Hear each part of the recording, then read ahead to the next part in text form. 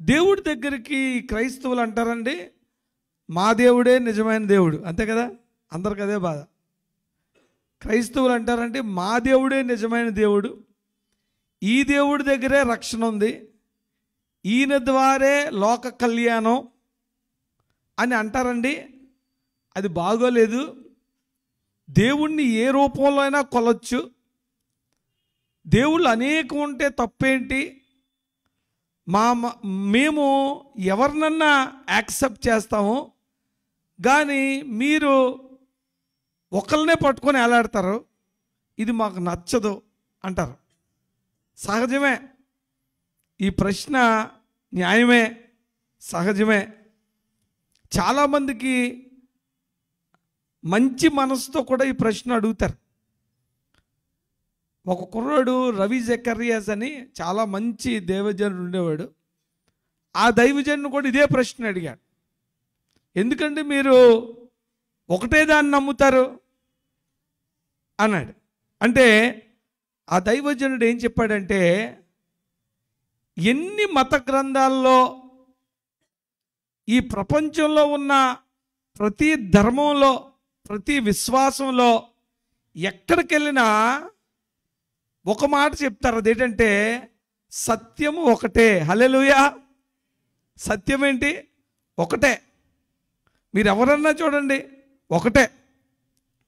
కానీ పలు రూపాల్లో మనం కొలచ్చు అని కన్వీనియన్స్లో మాట్లాడతారు, కానీ సత్యం అనేది ఒకటే. దేవుడు ఎక్స్క్లూజివ్, నాట్ ఇన్క్లూజివ్. దేవుడు ఎక్స్క్లూజివ్, నాట్ ఇన్క్లూజివ్. ప్రజలు కన్వీనియంట్ కోసం సత్యాన్ని, ఒకటే అయిన దేవుణ్ణి కన్వీనియంట్ కోసము అలా మాట్లాడారు. ఏ ధర్మంలోనైనా లోపలికెళ్ళి చూస్తే ప్రతి ధర్మంలోని సత్యము ఒకటే ఉంటుంది. హల్లెలూయా. ఎందుకంటే దేవుడు ఒక్కడే. చిన్నజీఆర్ స్వామి గారు చెప్పారు, దేవుడు ఒక్కడే. మేము కూడా చెప్తున్నాం, దేవుడు ఒక్కడే. బైబిల్ కూడా చెప్తుంది, దేవుడు ఒక్కడే. ఈ లోకంలో ఒకటే అయ్యున్న దేవుణ్ణి కనుక్కోవడమే మనిషి యొక్క లక్ష్యము. ఈ లోకంలో మనిషిని దేవుడు ఎందుకు పుట్టించాడంటే, ఎందుకు పుట్టించాడు దేవుడు?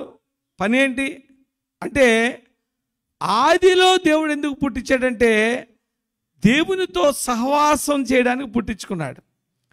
ఆయన స్వరూపమందు, ఆయన పోలికలో ఆయనతో సహవసించడానికి పుట్టించుకున్నాడు. అందుకే భక్తులు అంటారు, ప్రతి మనిషి హృదయంలోనే చిన్న గ్యాప్ ఉంటుందట, ఒక హార్ట్లో చిన్న గ్యాప్ ఉంటుందట. అందుకే నీకు డబ్బు వచ్చినా తృప్తి ఉండదు. ఈ లోకంలో నువ్వు ఎంత సంపాదించినా అది కంప్లీట్ అవ్వదు. ఎప్పుడు కంప్లీట్ అవుతుంది తెలుసా? దేవుడు పెట్టిన ఆ చిన్న ఖాళీ ఉంటుంది కదా, దాన్ని దేవుడితో ఫిల్ చేస్తేనే కంప్లీట్ అవుతుంది. హల్లెలూయా. కాబట్టి సత్యం ఒకటే, దేవుడు ఒకటే, అందరూ చెప్తున్నారు. అయితే ఆ సత్యమేంటో కనుక్కోవడానికి దేవుడు మనిషికి అనేకమైన ఆధారాలు ఇచ్చాడు. మనిషి కూడా ఆ సత్యాన్ని కనుక్కునే ప్రయాసలో రకరకాల ప్రతిపాదనలు చేశారు. ప్రతిపాదనలు ఎన్నున్నా సత్యము ఒకటే కాబట్టి దేవుడు అన్నాడు, నేను దేవుడిని నువ్వు రుచి చూచి తెలుసుకో అంటున్నాడు. దేవుడు ఎంత న్యాయవంతుడంటే, నీకు చాలా సత్యములా అనిపించవచ్చు, కానీ సత్యము ఒకటే అని ప్రతి గ్రంథము, ప్రతి ధర్మము చెప్తుంది. నీ ప్రయాస ఏమై ఉండాలంటే, ఆ సత్యము ఏంటో నువ్వు రుచి చూచి తెలుసుకోమని అడిగిన దేవుడు ఏకైక దేవుడు యేసుక్రీస్తు ప్రభువే. హల్లెలూయా. ఏమంటే మీరు గుడ్డిగా నమ్మండి, మీరు బ్లైండ్గా ఫాలో అయిపోండి అని ఈ దేవుడు చెప్పలే.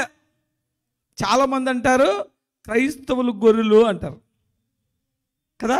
ఇది ఈ మధ్య ఒక బాగా చాలా నానుడైపోయింది, క్రైస్తవులు గొర్రెలు. ఎవరు గొర్రెలు మనం? ఎవరు మన కాపరి? దేవుని గొర్రెలం మనం.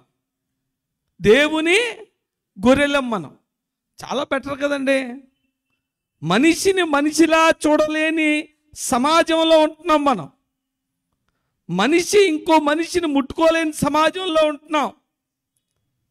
నీ క్యాస్ట్ కాకపోతే నువ్వు మాట్లాడు, నీ ప్రాంతం కాకపోతే ద్వేషిస్తావు, నీ ద్వేషం కాకపోతే బాంబులు వేస్తావు. ఒక మనిషినే ఇంకో మనిషి మనిషిలా చూడని ఒక పురుగులా చూసే ఈ పరిస్థితుల్లో దేవునికి గొర్రె పిల్లగా ఉండడం ఎంత మంచిది, చాలా మంచిది. అయితే దేవుడు ఎందుకు గొర్రె పిల్ల అన్నాడు? దేవుడు ఎందుకు గొర్రెను సాదృశ్యంగా చూపించాడు? దేవుడు ఎందుకు నేను గొర్రెలకు మంచి కాపరని అన్నాడు? మంచి అనే మాట్లాడకపోతే ఈ మాటలో చాలా అర్థం మారిపోద్ది. యేసుక్రీస్తు ప్రభు అన్నాడు, నేను గొర్రెలకు మంచి కాపరిని. మంచి కాపరి ఏం చేస్తాడు? గొర్రెల కోసం. ఏమంటే ఈ లోకంలో ఉంది ఇలాంటి రిలేషన్షిప్? ఇటువంటి కాపరి ఎక్కడైనా ఉన్నాడా? మీరు లోకంలో గొర్రెలు ఎందుకు కాస్తారండి? చెప్పండి, గొర్రెలు లోకంలో ఎందుకు కాస్తారు? మోసం కోసం కాస్తారు. అమ్మేసుకొని ప్రాణం పెడతాడు ఎవడైనా? ఒక గొర్రె అమ్ముకోవడానికి, వ్యాపారం చేయడానికి, దాని ప్రాణం తీయడానికి ఈ లోకంలో కాపర్లు కాస్తారు. దేవుడు అంటున్నాడు, నేను అట్లాంటి కాపర్ను కాదు, నేను నా గొర్రెల కోసం ప్రాణం పెడతాను. హల్లెలూయా. అయితే ఈ సత్యాన్ని తెలుసుకోవాలా? మనిషి పుట్టినందుకు నువ్వు సత్యాన్ని తెలుసుకోవాలా? నేను దేవుడని నువ్వు రుచి చూచి తెలుసుకో. ఎవడో చెప్పాడని వినొద్దు, ఎవరో చేశారని చెయ్యొద్దు. నీ పితరులు ఇది చేశారు కాబట్టి అదే రైట్ అని నువ్వు అనుకోవడానికి లేదు. దేవుణ్ణి ప్రతి మనిషి వెతకాలా. ఆ వెతికే ప్రయాసలోనే మన భారతదేశంలో ఋషులు కొండల్లోకి పోయి, హిమాలయాల్లోకి పోయి దేవుడు ఎవరా అని కనుక్కోవడానికి ప్రయత్నించారు. అందుకే ప్రపంచంలో ఏ మత గ్రంథం ఇప్పినా యేసుక్రీస్తు ప్రత్యక్షం అవుతాడు. హల్లెలూయా. యేసుక్రీస్తు ప్రత్యక్షం అవుతాడు. మరి వేదాలలో కూడా చెప్పబడింది, పాప పరిహారార్థం రక్త ప్రోక్షణ ఆవశ్యకం, తద్రక్తం పరమాత్మేన పుణ్యదాన బలియాకం. ఇదిగో మేము చీకట్లో ఉన్నాం, వెలుగు ఎవరు చూపిస్తారు? మరణంలోంచి జీవంలోకి, అసత్యములోంచి సత్యములోకి ఎవరు నడిపిస్తారు అని ప్రార్థించింది మన భారతీయులే. కానీ ప్రతి ప్రశ్నకు జవాబు ఈ బైబిల్లో దొరుకుతుంది. హల్లెలూయా. కాబట్టి సత్యము ఒకటే, సత్యము ఒకటే. మనుషులు వారి స్వార్థపూరిత ఆధ్యాత్మిక ప్రయోజనాల కోసం మతాన్ని సృష్టించి రకరకాలుగా మనుషులను గొర్రెలు చేసుకుంటుంది మతం. కానీ యేసే చెప్తున్నాడు, నేను మార్గము, సత్యము, జీవము. నేను సాదృశ్యంగా నేను కాపరిని ఎందుకైనంటే, నేను ఈ లోకంలో ఉండి కోసుకొని తినేసి వ్యాపారం చేసే కాపరిని కాదు. నేను ఎటువంటి కాపరిని అంటే, నా గొర్రెల కోసం నేను ప్రాణం పెడతాను. హల్లెలూయా. ఎవరన్నా ఈ లోకంలో మహాత్ముల్లో ఎవరైనా ఈ మాట చెప్పగలిగారా? లేదు. దేవుడు అనేవాడికి మొట్టమొదటి లక్షణము పాపము లేనివాడై ఉండాలి. నాలో పాపముందని మీలో ఎవరైనా నిరూపించగలరా అని ప్రశ్నించిన ఏకైక దేవుడు యేసుక్రీస్తు ప్రభు. ఈ విధంగా సత్యాన్ని మీరు అన్వేషించుకుంటా పోతే సత్యం మీకు ప్రత్యక్షమవుతుంది. ఈ సత్యాన్ని కనుగొనడమే మనిషి బతుకు. ఈ సత్యాన్ని కనుక్కోకుండా ఈ జీవితం అంతమైపోతే నీ బ్రతుకుకి ఒక అర్థం లేదు అని ప్రతి ధర్మం, ప్రతి ఆధ్యాత్మిక పరిణితి కలిగిన మనిషి చెప్తాడు. కానీ ఈ మనిషి మతం అనే స్వార్థంతో మనుషులను నిజంగా గొర్రెలు చేసుకుంటుంది ఈ మతమే. కాబట్టి దేవుడు అన్నాడు, నేనే మార్గము, నేనే సత్యము, నేనే జీవం అన్నాడు. కానీ బైబిల్లో ఎక్కడ కూడా నేనే మతం అనలేదు. హల్లెలూయా. సత్యాన్ని అర్థం చేసుకునేవారు, సత్యాన్ని గమనించేవారు, దేవుడి కృప ఎవరి మీద ఉంటుందో వారికే ఈ సువార్త అర్థమవుతుంది. మీరు చాలా ధన్యులు, మీకు ఈ జ్ఞానము దేవుని చేత ఇవ్వబడింది. చాలామంది జ్ఞానము కలిగిన వారు, చాలా చదువుకున్న వారికి ఈ జ్ఞానము అర్థం అవ్వట్లేదు. కాబట్టి ఈరోజు యోహాను సువార్తలో సత్యాన్ని అన్వేషించాలి. ఆర్ఆర్కే మూర్తి గారు ఒక బ్రాహ్మణుడై ఉండి బైబిల్లో తప్పులు పట్టుకుందామని యోహాను సువార్త చదవడం మొదలుపెట్టి అందులో ఉన్న సత్యాన్ని గ్రహించి తన జీవితమంతా రేడియోలో సువార్త చెప్పడం మొదలుపెట్టాడు. ఈ లోకంలో ఎవరన్నా మీరు తీసుకోండి, వారు సత్యాన్ని గ్రహించే యేసు ప్రభువుని వెంబడించారు. కానీ లోకం ఎప్పుడు కూడా సత్యానికి అసత్యాన్ని అడ్డేస్తుంది. ఒక ఆయన అంటాడు, సత్యము చాలా పవర్ఫుల్, సత్యము చాలా విలువైనది, సత్యాన్ని రీచ్ అవ్వడం అంత ఈజీ కాదు. ఈ సత్యము తెలుసుకోవడానికి కొంత ప్రయాసపడాలి.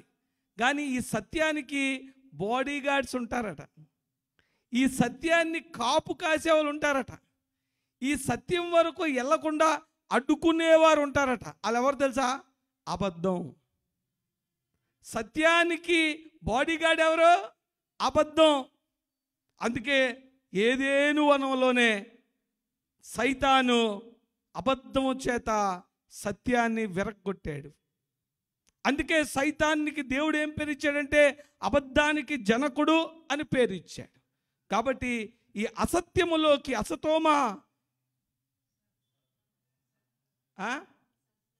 తమసోమా మృత్యోన్మా ఎవరో ఈ ప్రార్థన చేసింది? మహామహులు ఋషులు. ఎక్కడ? అసత్యములోకి సత్యము నడిపించేవాడు ఎవరే? జీవములో మరణములోంచి జీవములోకి, చీకటిలోంచి వెలుగులోకి అని ప్రశ్నించిన ప్రశ్నలకు జవాబు ఆ రోజు ఆ ప్రజలకు అనేకమైన భారతదేశములో శాస్త్రాలు తెలిసిన వారికి బైబిల్లో కనిపించింది. కాబట్టి వారు రుచి చూచి దేవుణ్ణి తెలుసుకున్నారు. కాబట్టి మనిషి యొక్క ధర్మం ఏంటి? మనిషి ఎందుకు పుట్టాడు? మనిషి దేవుణ్ణి కనుక్కోవడమే మనిషి జీవిత లక్ష్యము. ఎందుకంటే ప్రతి ఒక్కరు కూడా ఎంత పెద్దోళ్ళైనా పుట్టిన ప్రతివాడు గిట్టక మానడు. ఈ సంవత్సరాలు ఎన్ని? కొద్ది కాలము. నువ్వు దేనికోసం ప్రయాసపడుతున్నావో ఈ ప్రయాసంతా గాలిలాగా, ఒక వేపర్లాగా, ఒక పొగలాగా, ఒక నీడలాగా జరిగిపోతుంది. ఇది అశాశ్వతమైనది. ఈ కొద్ది సమయంలో నువ్వు దేవుణ్ణి కనుక్కుంటే నిత్య జీవములోకి నిన్ను ఆయన పట్టుకెళ్తాడు. ఇది జీవిత సత్యము. కాబట్టి యోహాను సువార్తలో ఒక మంచి మాట చదువుకుందాం. యోహాను సువార్త 1వ అధ్యాయము 29వ వచనం. మరునాడు యోహాను యేసు తన యొద్దకు రాగా చూచి, ఇదిగో లోక పాపములు మోసుకొని పోవు. యేసుక్రీస్తు ఎవరండి? ఎంతసేపు దేవుడు కాపరి అన్నాం కదా, మనందరం ఏమో ఆయన మేపడి గొర్రెలం. ఆయన మామూలు కాపరి కాదు, కోసుకొని తినేసే కాపరి కాదు. ఆయన గొర్రెల కోసం తన ప్రాణాన్ని పెట్టే ప్రేమామయుడైన కాపరి. అయితే యోహానుకి యేసుక్రీస్తు కనిపించాడు. ఈ యోహానుకి యేసుక్రీస్తుకి 6 నెలల డిఫరెన్స్ అంతే. మరియా ఎస్తేర్ దగ్గరికి వెళ్ళింది, వాళ్ళిద్దరు కజిన్స్. దేవుని చేత పంపబడిన ఈ యోహాను యేసుక్రీస్తు తన యొద్దకు రాగా, ఇదిగో లోక పాపములు మోసుకొని పోవు దేవుని గొర్రెపిల్ల. మీరు ఇప్పుడు చూడండి, యేసుక్రీస్తునేమో దేవుని గొర్రెపిల్ల అంటున్నా. మనమందరము ఆయన మేపడి, ఆయన మన కాపరి, దేవుని గొర్రెపిల్ల. ఈ గొర్రెపిల్లను దేవుడు సాదృశ్యంగా చూపించాడు. చాలామంది ఈ సాదృశ్యాన్ని వెటకరిస్తున్నారు. ఎందుకు వెటకరించడం, మాట్లాడాలంటే చాలా ఉంటాయి. ఈ గొర్రె చాలా శ్రేష్టమైనది. ఈ గొర్రెకు 2 లక్షణాలు ఉంటాయి. మొదటిది, ఈ గొర్రె దేవుని గొర్రెపిల్ల రిటాలియేట్ చేయదు. మీరు ఎప్పుడైనా గొర్రె కోపడడం చూసారా? మీరు ఎప్పుడైనా గొర్రె ఫైటింగ్ చేయడం చూసారా? గొర్రె చాలా నిస్తాంద్రంగా, చాలా బలహీనంగా ఉంటుంది. ఈ గొర్రెపిల్ల రెండవది ఏంటంటే, అది చాలా నిష్కల్మషంగా ఉంటుంది. బలహీనంగా ఉంటుంది, నిష్కల్మషంగా ఉంటుంది, ప్యూర్గా ఉంటుంది. ఈ గొర్రెపిల్ల బైబిల్లో చూస్తే ఆది కాండం నుంచి ప్రకటన గ్రంథం వరకు గొర్రెపిల్ల ఉంటుంది. దేవుడు ఈ గొర్రెపిల్లను సాదృశ్యంగా చూపించాడు. ఈ దేవుడు ఈ గొర్రెపిల్లను యేసుక్రీస్తుకు సాదృశ్యంగా చూపించాడు. యేసుక్రీస్తు ఎవరు? లోక పాపములు మోసుకొని పోవు దేవుని గొర్రెపిల్ల. బరువు గాడిద మోతుందా, గొర్రె మోతుందా?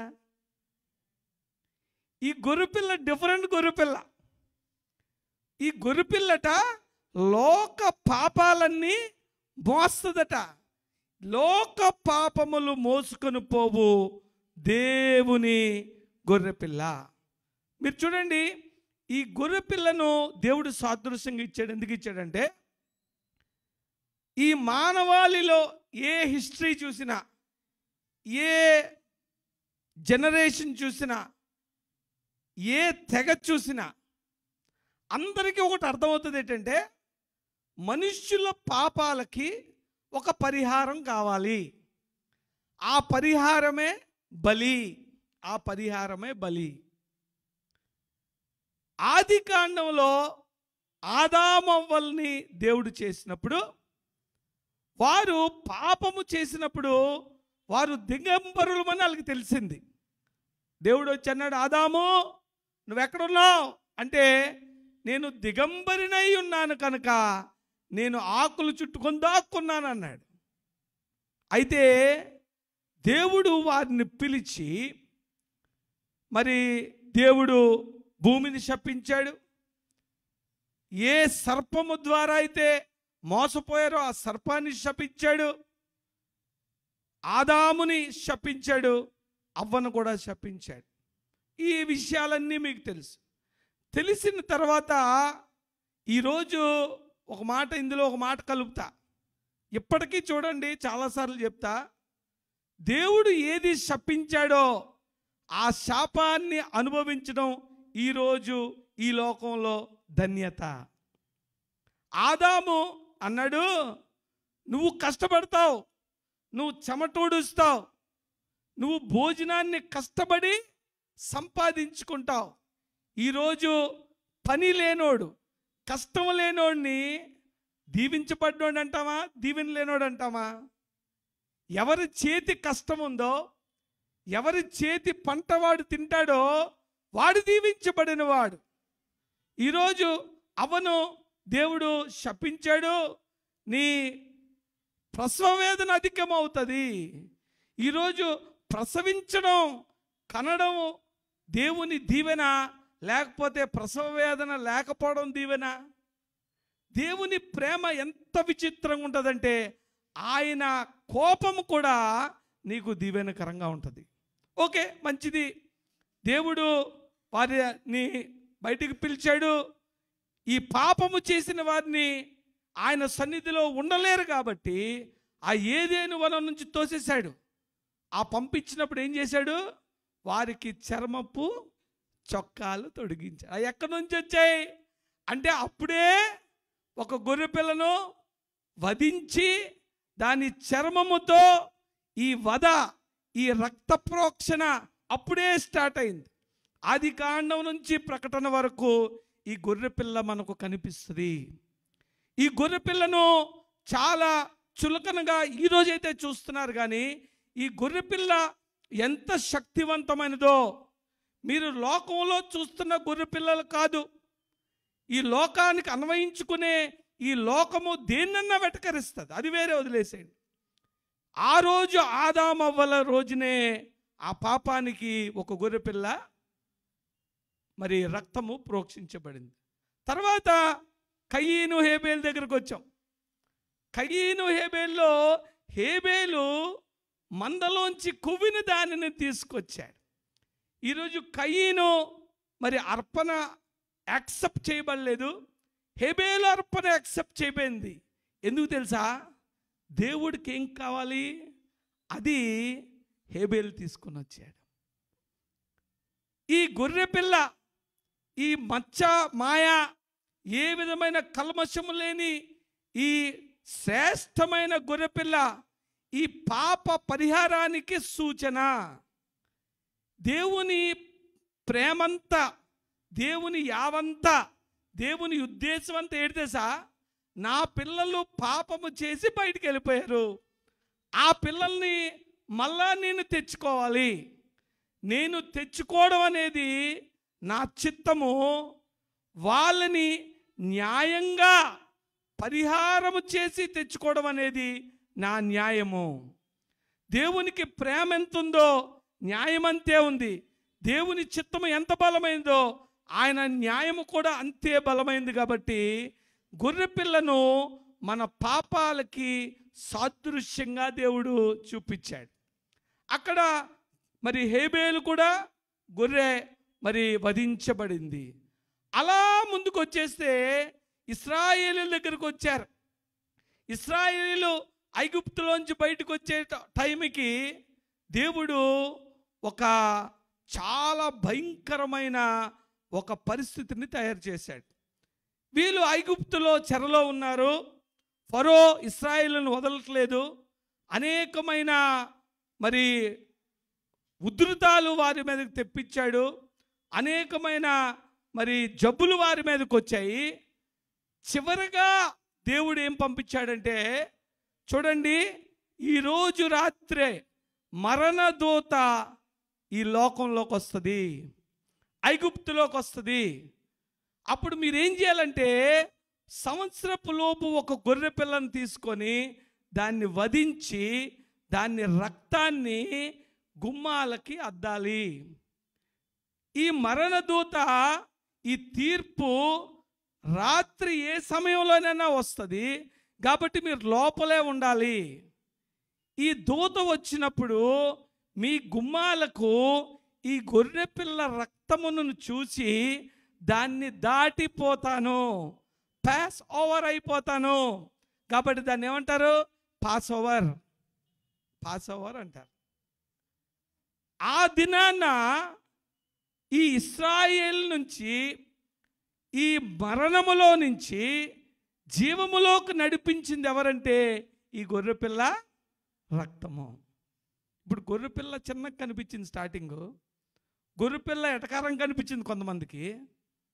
ఇదే గొర్రెపిల్ల ఏ ధర్మంలోనైనా ఈ గొర్రెపిల్ల రక్తము ద్వారానే చాలా మరి పాప పరిహారం.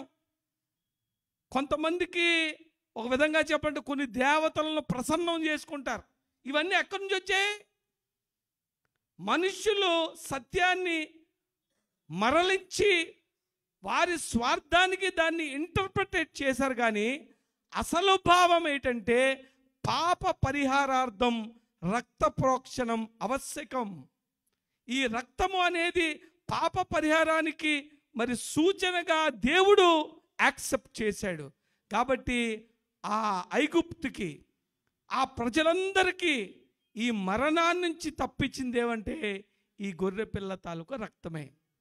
ఆది కాండంలో చూసాం, కయీను హేబేల్ దగ్గర చూసాం. తర్వాత మరి ఐగుప్తులో ఇశ్రాయేలు దగ్గర చూసాము. దాని తర్వాత ఈ గొర్రెపిల్లకు సాదృశ్యంగా ఉన్న నిజమైన దేవుని గొర్రెపిల్ల ఇదిగో మరునాడు యోహాను యేసు తన యొద్దకు రాగా చూచి, ఇదిగో లోక పాపములు మోసుకొని పోవు దేవుని గొర్రెపిల్ల. ఈ గొర్రెపిల్లకి ఉన్న లక్షణం తెలిసింటే ఒక ఆయన అంటాడు, మీరు గొర్రెపిల్లని మీరు తీసుకెళ్ళండి, ఆ గొర్రెపిల్ల తీసుకెళ్ళినంతసేపు చాలా గొడవ చేస్తుంది, కానీ వదక తీసుకొచ్చినప్పుడు కాముగా ఉంటుంది, ఇంక మాట్లాడదు, అంతసేపు అరుస్తుంది. మీరు అక్కడ నిలబెట్టండి, కామ్ అయిపోద్ది. అందుకే బైబిల్లో కూడా మరి చక్కని మాటలు మరి తెలియజేస్తున్నాడు ఆయన. యెషయా గ్రంథము 53వ అధ్యాయము 7వ వచనము, అతడు దౌర్జన్యమునందెను. యెషయా గ్రంథము 53వ అధ్యాయము 7వ వచనం, అతడు దౌర్జన్యమునందెను, బాధింపబడినను నోరు తెరవలేదు. వదకు తేబడు గొర్రె పిల్లయు బొచ్చు కత్తిరించి వాని ఎదుట గొర్రె మౌనముగా ఉండునట్లు అతను నోరు తెరలేదండి. సర్వశక్తిమంతుడు, ఆయనగా దేవుని గొర్రెపిల్ల. ఎంతకాలం ఈ కోడెలు, ఎంతకాలం ఈ బలులు, ఎంతకాలం మనిషి పాపాలు చేసి ఏదో ఒక పరిహారం పెట్టేసి ఈ మనిషి ఎంతకాలము ప్రత్యాన్యాయంగా దీన్ని చేస్తాడు. ఈ కోడెల రక్తం బట్టి నేను ఆనందించేవాడిని కాదు అని చెప్పి దేవుడు ఆయనే స్వయాన ఒక గొర్రె పిల్లగా పాపాలు మోసుకొని, ఎవరి పాపాలు? లోకం అంత పాపాలు ఆయన మీద మోసుకెళ్ళిపోయే దేవుని గొర్రె పిల్లగా ఆయన వచ్చినట్లు మరి దేవుడు చెప్తా ఉన్నాడు. మీరు ఇంకొక హెబ్రీయులకు రాసిన పత్రిక 9వ అధ్యాయము 11వ వచనం చదువుదాం. ఎవరన్నా ఒకసారి చదవండి. హెబ్రీయులకు రాసిన పత్రిక 9వ అధ్యాయము. అయితే క్రీస్తు రాబోచున్న మేలు విషయమై ప్రధాన యాజకుడుగా వచ్చి తానే నిత్యమైన విమోచన సంపాదించి, తానే నిత్యమైన విమోచన, ఈ గొర్రెల విమోచన, ఈ కోడ్ల విమోచన, లేకపోతే ఈ బలుల విమోచన కాదు, ఆయనే నిత్యమైన విమోచన సంపాదించి హస్తకృతము కానిది అనగా ఈ సృష్టి సంబంధము కానిది మరి ఘనమైనది పరిపూర్ణమైనది గుడారము ద్వారా మేకల యొక్కయు కోడెల యొక్కయు రక్తముతో కాక తన స్వరక్తముతో ఒక్కసారే పరిశుద్ధ స్థలములో ప్రవేశించును. హల్లెలూయా. మీకు ఎగ్జైటింగ్గా లేదా?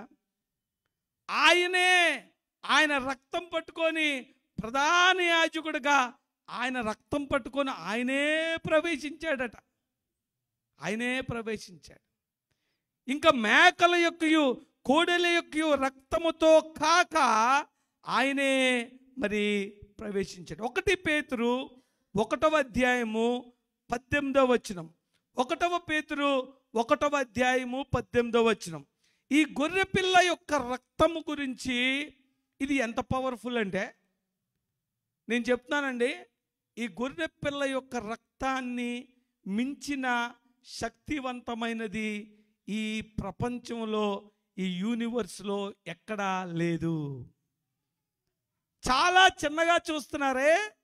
గొర్రెపిల్ల అంటే మామూలుగా కనిపిస్తుంది, గొర్రెపిల్ల అంటే బలహీనంగా కనిపిస్తుంది, గొర్రెపిల్ల అంటే ఏమి చేతకాందానిలా కనిపిస్తుంది, మిమ్మల్ని అందరినీ గొర్రెలు అంటున్నారే. కానీ ఈ గొర్రెపిల్ల రక్తము ఎవరైతే చిందించారో ఆ రక్తము ఎంత శక్తివంతమైనదో ఈ వాక్యములో దేవుడు ప్రచురపరుస్తున్నాడు.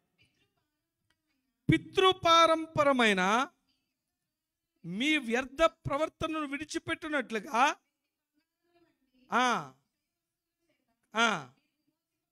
విమీరు పడలేదు. కానీ ఎటువంటి రక్తం అండి? అమూల్యమైన రక్తం. యేసు రక్తం ఎటువంటి రక్తము? అమూల్యమైన రక్తము. అనగా నిర్దోషమును నిష్కలంకమునగు గొర్రెపిల్ల వంటి, చూడండి, గొర్రెపిల్ల వంటి. దేవుడు గొర్రెపిల్లను సాదృశ్యంగా చూపిస్తున్నాడు. గొర్రె పిల్ల వంటి క్రీస్తు రక్తము చేత విమోచించబడతారని మీరు ఎరుగుదురు. హల్లెలూయా. కాబట్టి ఈ రక్త ప్రోక్షణము లేకుండా పాప విమోచన జరగదు. ఈ రక్త ప్రోక్షణము లేకుండా లోక కళ్యాణము జరగదు.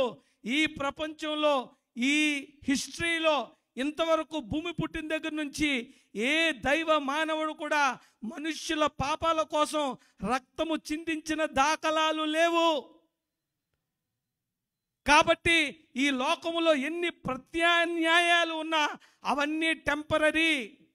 చివరికి పరిపూర్ణంగా మీ పాపాలను క్షమింపజేసి మీ శాపాలు తీయగలిగే ఏకైక మరి శక్తి గలది దేవుని యేసుని రక్తము. ఆయన అంటున్నాడు, మీరు విమోచింపబడలేదు కానీ అమూల్యమైన రక్తము చేత, అనగా నిర్దోషము నిష్కలంచమునగు గొర్రెపిల్ల వంటి యేసు రక్తము చేత మీరు విమోచించబడ్డారు. విమోచన అంటే ఏంటి? విడుదల. హల్లెలూయా. మీరు చాలా జాగ్రత్తగా అర్థం చేసుకోండి. విడుదల. నేను ఎందుకు ఈ గొర్రెపిల్ల రక్తము పవర్ఫుల్ అంటున్నానంటే, ఎవరన్నా ఆధ్యాత్మికమైన జ్ఞానం ఉన్న వాళ్ళకి ఈ మాట అర్థమవుతుంది. మేము చాలామంది వేరే ధర్మములో కూడా బాగా జ్ఞానము కలిగి, చాలా అవగాహన కలిగి ఉన్న వారితో మాట్లాడితే వాళ్ళందరూ ఒప్పుకుంటారు, సార్ ఇది సత్యము అని. ఈ రక్తమట మనల్ని విమోచిస్తుందట. ఎందులోంచి విమోచిస్తుందంటే, నీ ప్రతి పాపములోంచి, నీ ప్రతి శాపములోంచి నిన్ను విమోచించగలిగేది, నిన్ను విడుదల చేయగలిగేది. నువ్వు దేని చేత కట్టబడుతున్నావో, ప్రస్తుతం నువ్వు దేని చేత బంధింపబడ్డావో, ప్రతి బంధకము నుంచి విమోచించగలిగేది, నీ పాపము నుంచి విమోచించగలిగేది, నీకు మోక్షాన్ని ఇవ్వగలిగేది ఈ రక్తము మాత్రమే. ఐగుప్తులో ఇశ్రాయేలును మరణము నుంచి కాపాడింది ఆ గొర్రెపిల్ల రక్తమే. ఈరోజు యోహాను సువార్తలో యోహాను పలుకుతున్నాడు, యేసుక్రీస్తు, ఇదిగో లోక పాపములు మోసుకొని పోవు దేవుని గొర్రెపిల్ల. నేను దేవుని గొర్రెపిల్లకు రెండు విషయాలు చెప్పాను. ఒకటి, చాలా నిస్తానగా ఉంటుంది, హెల్ప్లెస్గా ఉంటుంది. అది నువ్వు ఎంత అపోజిషన్ పెట్టినా దెబ్బలాడదు, అది దెబ్బలాడదు. అందుకే క్రైస్తవులు దెబ్బలాడరు. అందుకే నెహ్రూ గారు అన్నారు, వాళ్ళు పడుకున్న సింహాలు లేపకండి అని. యేసుక్రీస్తుని బట్టి మన ప్రభువు గొర్రెపిల్లలా ఉన్నాడు కాబట్టి మనము కూడా ఒక చెంప పడితే ఇంకో చెంప కొడతాం, గొర్రెపిల్లలాగే. కానీ ఈ గొర్రెపిల్ల తాలూకా నిజస్వరూపము బైబిల్లో వెళ్ళే కొద్ది తెలుస్తుంది. అప్పుడు నోటాడు కొడుతుంది ఒకరికనే. అది విషయం. ఇక్కడేమో చాలా బలహీనమైన గొర్రెపిల్లలా ఉంది, ఇక్కడేమో ఏమీ చేయలేని గొర్రెపిల్లలా ఉంది. అందుకే ఆయన అంటున్నాడు, ఇదిగో అతడు దౌర్జన్యము నుండి బాధింపబడినను అతడు నోరు తెరవలేదు, వదకు తేపడు గొర్రెపిల్లయు బొచ్చు కత్తిరించుకొని వాని ఎదుట గొర్రెపిల్ల మౌనముగా ఉండునట్లు నోరు తెరవలేదు. యేసుక్రీస్తును పట్టుకొని ప్రధాన యాజకుడి దగ్గర పట్టుకెళ్ళారు. మాట్లాడవేంటయ్యా? మాట్లాడలేదు. పిలాతు దగ్గరకు పట్టుకెళ్ళారు, నువ్వేమని ఉంటే చెప్పుకో. మాట్లాడలేదు. వదకు తేబడిన గొర్రెపిల్ల మౌనముగా ఉండునట్లు. ఒక ఆయన అంటాడు, ఎక్స్పీరియన్స్ చెప్తున్నానండి, గొర్రెపిల్ల పట్టుకున్నంతసేపు గిలగిల కొట్టుకుంటుంది, దారంతా కొట్టుకుంటుంది, మాట్లాడుతుంది. కానీ ఆ వదకు నిలబడినప్పుడు గిలగిల కొట్టుకుని పారిపోయింది ఎక్కడ చూసారా? కాము కొడుతుంది. మీరు అక్కడ పెట్టండి, అలా ఉండిపోద్ది అంతది. ఎంత కరెక్ట్గా బైబిల్లో వర్ణించబడి, వదకు తేబడిన గొర్రెపిల్లలాగా యేసుక్రీస్తు మౌనంగా ఉన్నాడు. మనందరం బలహీనంగానే కనిపించవచ్చు, ప్రపంచానికి బలహీనంగానే కనిపించవచ్చు. మీరందరూ ఏంటండి గొర్రెల్లాగా వెళ్ళిపోతున్నారు అనుకోవచ్చు. ఎస్, నేను గొర్రెనే. ఎవరి గొర్రె పిల్లను తెలుసా? యేసయ్య గొర్రె పిల్లను. యేసయ్య ఎవరో తెలుసా? సర్వశక్తిమంతుడు. యేసయ్య ఎవరో తెలుసా? ఆయన లేకుండా కలిగి ఉన్నది ఏది లేదు. యేసయ్య ఎవరో తెలుసా? వాక్యమై ఉన్న దేవుడు. యేసయ్య ఎవరో తెలుసా? నేనే అంటే సైన్యము వెనక్క తగ్గి పడిపోయిన ఆ యేసయ్య. సర్వశక్తిమంతుడు, సర్వజ్ఞాని, సర్వవ్యాప్తి, ఆయనకి హద్దులు లేని బలవంతుడైన దేవుడు నీ కోసము నా కోసము ఒక గొర్రె పిల్లలాగా వధించబడడానికి ఇష్టపడ్డాడు. కాబట్టి నువ్వు కూడా లోకంలో అలా ఉండు.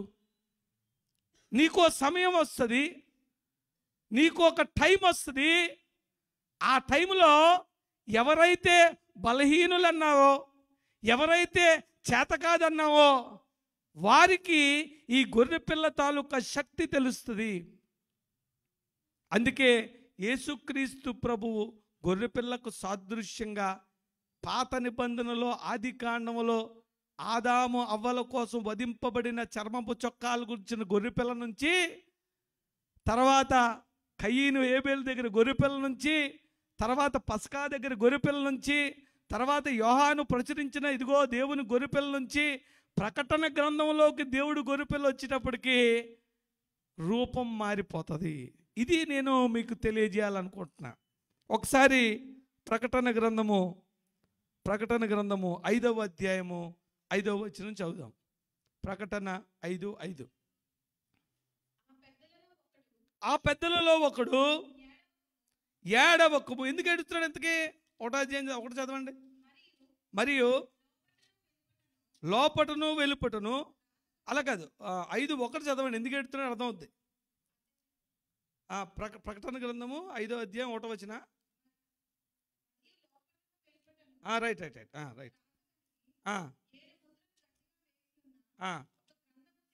కొంచెం జాగ్రత్త అర్థం చేసుకోండి. ఇదే కొంచెం అర్థం చేసుకోవడానికి ప్రయత్నించండి.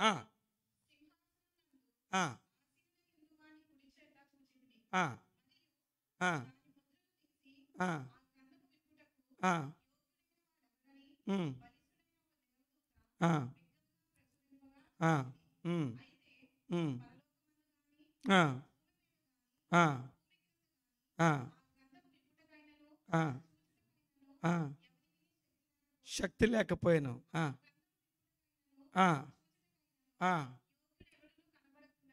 మీకు వచ్చింది తెలుసా? ప్రకటన గ్రంథంలో చుట్టబడిన ఆ గ్రంథము మనందరి తాలూకా కథ, ఈ లోకము తాలూకా భవిష్యత్, ఈ క్రియేషన్ తాలూకా భవిష్యత్. దాన్ని చూసి ఈ ప్రకటన గ్రంథం రాస్తున్న భక్తుడు ఏడ్చేస్తున్నాడు, భావోద్వేగాలకు గురైపోతున్నాడు. అయ్యో మా ఫ్యూచర్, ఈ పుస్తకాన్ని ఇప్పగలిగేవాడు ఎవడు? అక్కడ ఏమంటున్నాడు? ఆ గ్రంథము విప్పుడుకు ఎవరికి బలం లేదంటున్నాడు. చదవండి అది. ఎవడుకును శక్తి లేకపోయాను. ఆ గ్రంథము విప్పుటకైనను చూచుటకైనను ఎవనికి శక్తి లేదు. తర్వాత చూచుటకైనను యోగ్యుడు లేడు. ఒకటి శక్తి లేదు, రెండోది యోగ్యుడు లేడు. నేను బహుగా ఎవడు చూపిస్తాడు? ఈ లోకానికి రక్షణ ఎవడిస్తాడు? ఈ లోకం తాలూకా ఫేట్ అని ఇప్పి దానికి న్యాయం చేయగలిగేవాడు ఎవడు లేడే అని భక్తుడు ఏడుస్తున్నాడు. ఆ పెద్దలలో ఒకడు ఏడొద్దు, ఇదిగో దావీదుకు చిగురైన, హల్లెలూయా. ఇప్పుడు గొర్రెపిల్ల ఏమైపోయిందండి? అది సంగతే. మనందరం గొర్రెలం కదా, తర్వాత ఏమవుతాం? సింహాల్లా తీరుస్తాం. హల్లెలూయా. ఎప్పుడు కూడా బలహీనంగా ఉన్న వాళ్ళని చులకనగా చూడకండి. దేవుడు బలహీనుల పక్కన ఉంటాడు.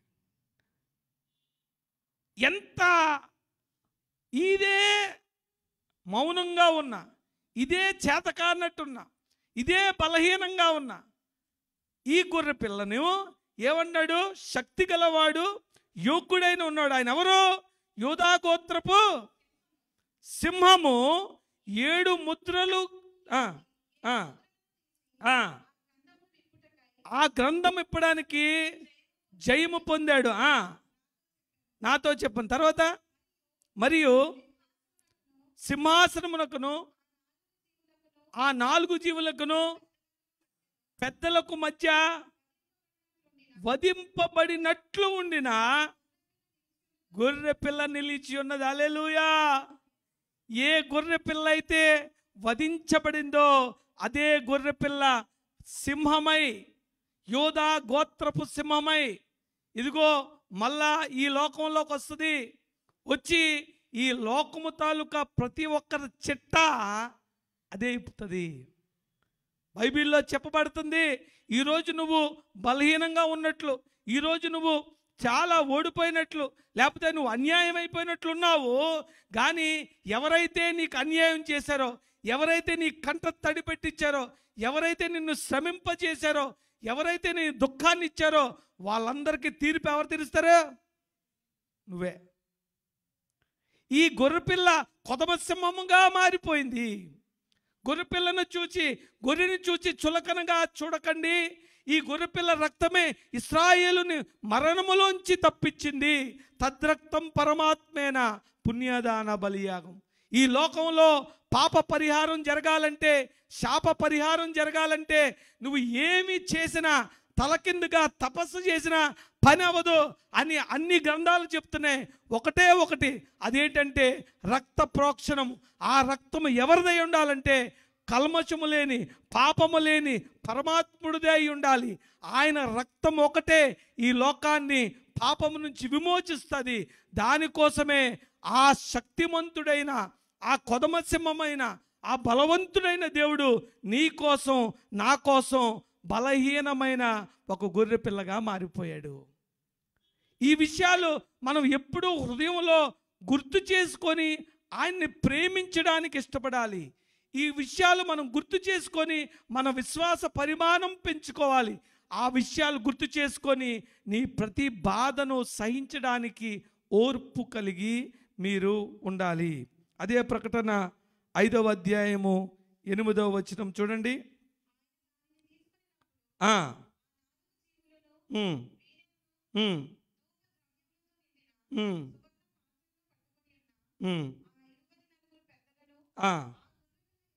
ఎవరెదుటండి? ఒకప్పుడు మౌనంగా ఉంది కదా, చూసారా? గొర్రెపిల్ల ఆదికాండం నుంచి ప్రకటనకు వచ్చేటప్పటికి ఎలా మారిపోయిందో. ఆ గొర్రెపిల్ల ఎదుట సాగిలా పడిరి. ఈ ప్రార్థనలో మీరు చేస్తున్న ఇప్పుడు పరిశుద్ధుల ప్రార్థనలే. మీ ప్రార్థనలన్నీ అక్కడ ఇప్పబడతాయట. అవన్నీ పాత్రలో దాచబడ్డాయి. ఈ పాత్రలు పరిశుద్ధుల ప్రార్థనలు. తర్వాత ఆ పెద్దలు, నువ్వు ఆ గ్రంథమును తీసుకొని దాని ముద్రలను విప్పుటకు యోగ్యుడవు. ఎందుకు? నీవు వధింపబడిన వాడవై నీ రక్తం ఇచ్చి, హల్లెలూయా, యేసుక్రీస్తు ప్రభువు విశాఖపట్నానికో, మా అనకాపల్లికో, గాజువాకకో దేవుడు కాదు. దేవుడు అంటే, సత్యం ఏంటంటే ఒకడే. ఈ భూమిని అమెరికా ఒకడు, ఆఫ్రికా అని ఒకడు, భారతదేశాన్ని ఒకడు తయారు చేయలేదు. ఒప్పుకుంటారు అలాగంటే? ఎవడు ఒప్పుకుంటాడు? బుర్ర ఉందా అని అంటాడు. ఈ భూమిని తయారు చేసింది ఒక ఆయన అయి ఉండాలి. ఈ సృష్టికర్త ఒకడే అయి ఉండాలి. ఈ సత్యం ఒకటే అయి ఉండాలి. ఈ సత్యానికి నిదర్శనం ఉండాలి. ఈ సత్యానికి రుజువు ఉండాలి. కాబట్టి రుజువులతో బైబిల్లో మాట్లాడుతున్నాడు. లోక పాపములు మోసుకొని పోవు గొర్రెపిల్ల.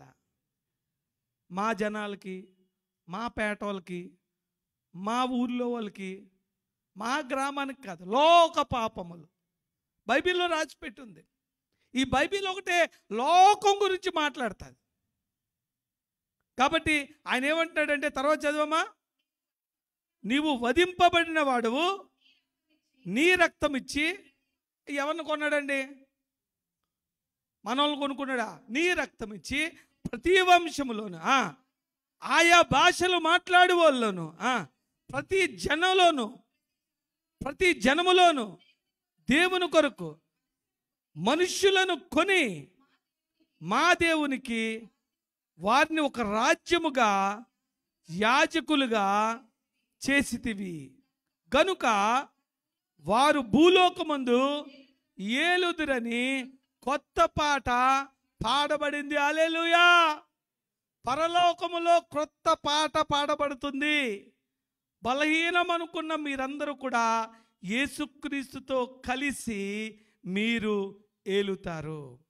ఇది రాజ్య సంబంధమైనది, ఇది పరలోక సంబంధమైన రాజ్యముగా దేవుడు దీన్ని చూపిస్తా ఉన్నాడు. కాబట్టి ఈ గొర్రెపిల్ల ఎంత బలమైనదో, ఈ గొర్రెపిల్ల ఎంత శ్రేష్టమైనదో, ఈ గొర్రెపిల్ల రక్తములో ఎంత విమోచన ఉందో మీరు గమనించగలరు. అందుకే ఈ లోకంలో ఎన్ని పద్ధతులు ఉన్నా అన్నిటికీ ఒకటే ఒక సమాధానం ఏంటంటే గొర్రెపిల్ల రక్తము, గొర్రెపిల్ల రక్తము. చివరిగా ప్రకటన గ్రంథము 20 అధ్యాయము 4వ వచనం చదువుకుందాం. మరి దీనికోసం మన ప్రయాస ఏంటి? ఈ గొర్రెపిల్ల లోక పాపములు మోసుకునే గొర్రెపిల్ల మరి రక్తము ద్వారా లోకానికి, సకల ప్రజలకు, అన్ని భాషలు మాట్లాడుకునే వారికి, ప్రతి తెగకు ఇది రక్షణ భాగ్యము అని బైబిల్ తెలియజేస్తుంది. కాబట్టి క్రైస్తవులు మారుమూలకెళ్ళి ప్రతి ప్రజకు, ప్రతి భాష ఉన్న వారికి కూడా ఈ సువార్త చెప్పడానికి మనం ఇష్టపడతాం. అంతటా సింహాసనములను చూచితిని, వాటి మీద ఆసీనులై ఉండే వారికి విమర్శ చేయుటకు అధికారం ఇవ్వబడెను. మరియు ప్రతిమకైనను నమస్కారము చేయక తమల నొసలు యందు గాని చేతులు యందు గాని దాని ముద్ర వేయించుకొనని. ఈరోజు మనందరికీ దేవుడిచ్చే ఆజ్ఞ ఏంటంటే, ఇదిగో నీ జీవితంలో నువ్వు ఆ క్రూర మృగానికి కానీ ఆ ప్రతిమకు కానీ నమస్కారం చేయకూడదు. మీ నొసళ్ళ మీద కానీ మీ చేతుల మీద కానీ ఈ లోక సంబంధమైన ముద్ర ఉండకూడదు. మరి వారిని యేసు విషయమై తర్వాత తమ ఇచ్చిన సాక్ష్యము నిమిత్తమును దేవుని వాక్యము నిమిత్తము శిరచ్ఛేదనము చేయబడిన వారి ఆత్మను చూచితిని. వారు బ్రతికిన వారే 1000 సంవత్సరములు క్రీస్తుతో కూడా రాజ్యము చేసిరి. హల్లెలూయా. మీరు చూసారా, ఈ ముద్ర వేయించుకోకుండా, ఈ లోక మాలిన్యం అంటుకోకుండా ఈ క్రూర మృగం అంటున్నాడు. ప్రకటన గ్రంథంలో ఇంకా అంత లోతుగా చెప్పాల్సినవి చాలా జ్ఞానవంతులు చెప్తారేమో కానీ దీనిలో తేట తెల్లంగా కనిపిస్తుంది ఏంటంటే, ఆ క్రూర మృగానికి, నీలో ఉన్న ప్రతి విగ్రహానికి, ఇదిగో ప్రతి పాపానికి నువ్వు లోనవ్వకుండా నువ్వు గొర్రె పిల్లలాగా మౌనముగా దేవుని సన్నిధిలో అవసరమైతే వధించబడడానికి కూడా వారు శిరచ్ఛేదనము చేయబడ్డారట. చాలామంది దేవుణ్ణి నమ్ముకున్నందుకు తల తీసేసినంత పని అవుతుంది. ఈ సత్యములో నడాలంటే నిన్ను చాలా చులకనగా చూస్తారు. ఈ న్యాయం మాట్లాడినప్పుడు ప్రతి ఒక్కడికి నువ్వు బలహీనుడిలాగానే కనిపిస్తావు, చేతకాని వాళ్ళలాగానే కనిపిస్తావు. కానీ దేవుడు చెప్తున్నాడు, నేను న్యాయవంతుడిని కాబట్టి, నేను నీతిమంతుడిని కాబట్టి, నేను పరిశుద్ధుడిని కాబట్టి మీరు కూడా పరిశుద్ధంగా, ఏ ముద్ర కూడా, ఈ లోక సంబంధమైన ఏ పాపపు ముద్ర మీ మీద పడకుండా అవసరమైతే ప్రతి అవమానానికి, శిరచ్ఛేదనానికి ఎవరైతే రెడీ అయ్యారో, ఆ సాక్ష్యం విషయంలో ఆ సాక్ష్యాన్ని ఎవరు నిలబెట్టుకున్నారో వాళ్ళు నేను కలిసి మేము రాజ్యము చేస్తాము. హల్లెలూయా. ఈ గొర్రెపిల్ల ఆది కాండములో ఉన్న గొర్రెపిల్ల యోధా గోత్రపు కొదమ సింహమై ఉంటుంది. అక్కడ అనేకమైన మరి ఈ దాని ఏమంటారు, అవి చైర్స్ ఉంటాయి, ఏమంటారు రాజులు కూర్చుని సింహాసనాలు ఉంటాయి.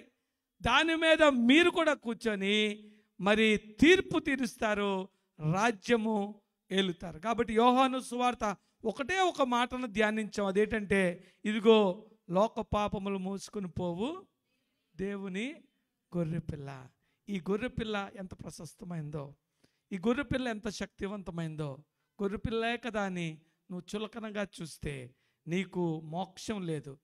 ఆ గొర్రెపిల్ల రక్తమే ఈ లోకానికి శరణ్యము అని ఏ మత గ్రంథం చూసినా, ఏ భక్తి ప్రావీణ్యం ఉన్న వాళ్ళని అడిగినా, ఏ భాష కలిగిన వాళ్ళన్నా, ఏ సంస్కృతిలోకి వెళ్ళినా ఈ సత్యానికి మించిన సత్యము లేదు.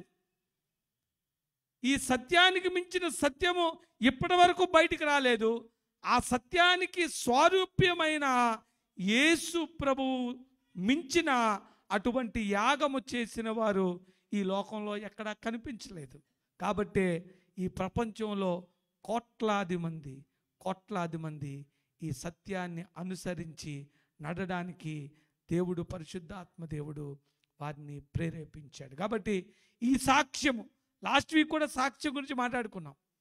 ఈ దేవుని గురించిన సాక్ష్యము నువ్వు కలిగి ఉన్నట్టయితే ఆయన అంటాడు, ఆయనతో పాటు నువ్వు రాజ్యము, 1000 సంవత్సరాల రాజ్యము దేవుడు చేయడానికి నిన్ను ఎంచుకున్నాడు. నువ్వు బలహీనురాలు అనుకోవద్దు. ఈ క్షణంలో బలంగా కనిపించవచ్చు, కానీ నువ్వు ఎప్పుడు బలహీనుడు అప్పుడే బలవంతుడు అని బైబిల్ తెలియజేస్తుంది. కాబట్టి ఈ గొర్రె పిల్లను మనము పూజింపబద్దులమై ఉన్నాం. ఈ గొర్రె పిల్లను మనము కీర్తించబద్దులమై ఉన్నాం. అందుకే మంచి పాట ఉంది కదా, ఆ పాట పాడతారా? దయచేసి అందరం కలిసి ఈ గొర్రె పిల్లను మరి ధ్యానించే పాట. ఏ పాట అది? చక్కని పాట. నేను తొందరగా ముగించాను కాబట్టి ఈ పాటతో ఈ గొర్రెపిల్లను ఇంతవరకు శ్రేష్టమైన గొర్రెపిల్ల గురించి మాట్లాడుకున్నాం. చాలామందికి చాలా చులకన బాగున్న గొర్రెపిల్ల గురించి మాట్లాడుకున్నాం. నాకు మరి ఈ ఫోటో చాలా ఇష్టం అనమాట. గొర్రెపిల్ల ఉండి వెనకాతల సింహం ఉంటుంది. అదేంటంటే యేసుక్రీస్తు గొర్రెపిల్లగా ఉన్నాడు, కానీ ఆయన యోధా గోత్రపు సింహములాగా మళ్ళా రాబోతున్నాడు. కాబట్టి మరి దేవుని గొర్రెపిల్లను ధ్యానిస్తా, ఆయన్ని ప్రకటిస్తా చక్కని మరి పాట. ఇదిగో దేవుని గొర్రెపిల్ల, ఇవేగా మా కృతజ్ఞత స్థుతులు. మనం ఇంతవరకు చాలా పాటలు, చాలా మాటలు విన్నాము. మీరు విన్న ఈ మాటను బట్టి ఈరోజు ఆ గొర్రెపిల్లను ఎగ్జాల్ట్ చేయండి, ప్రార్థించండి. ఆ గొర్రెపిల్లకు కృతజ్ఞతాస్థుతులు చెల్లించండి. ఆ గొర్రెపిల్లను మొక్కండి. ఎందుకంటే ఆ గొర్రెపిల్ల రక్తము మన ప్రతి పాపము నుంచి, శాపము నుంచి మనల్ని తప్పిస్తుంది.